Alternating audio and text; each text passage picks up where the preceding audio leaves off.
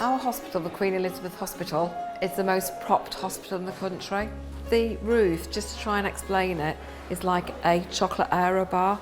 There's bubbles in the roof, so we're checking it daily to make sure those bubbles don't break and that the roof doesn't come down.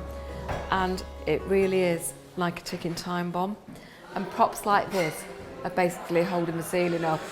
And what we now have to do is some remedial work, what we call fail-safe, where we put metal pillars in and wood in to keep the ceiling up.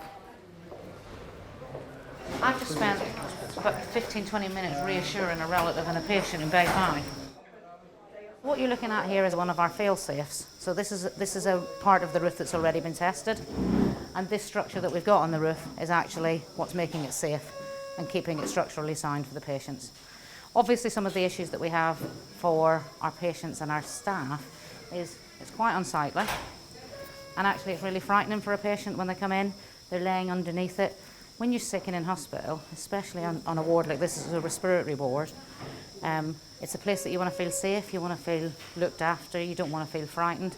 And actually when you're laying in a bed, that's all you can see. You're looking up at props.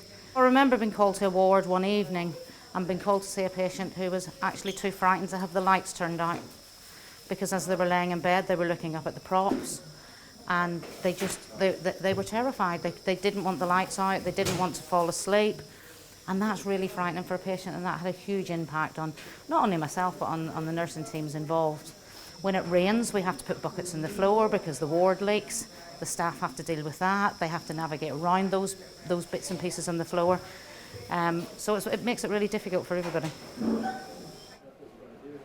Every time you come in, that's the first thing that you see, the props. I mean, Reg has been in 2 bays on this ward, and say the other one was worse than this one. You know, when Reg is in bed, he's a bit frightened, and at his age, you know, he's wondering what's going to happen while he's here. The government, they need to put the money in. It needs to, you know, a new hospital. Because I mean, if this closes, we've got to go to Norwich, Cambridge. At the moment, the price of petrol is costing me, well, £70 since Reg has been in hospital, and that we just live 12 miles away. So if it was Norwich, which is over an hour, Cambridge an hour and a half, I won't be able to come and see him. We have developed a business case for a new hospital, and the value of that is around 860 million. That's really important because by 2030 we will no longer be able to deliver care in this hospital. Hence we need to deliver on our new hospital and be guaranteed the funding for the delivery of a new build.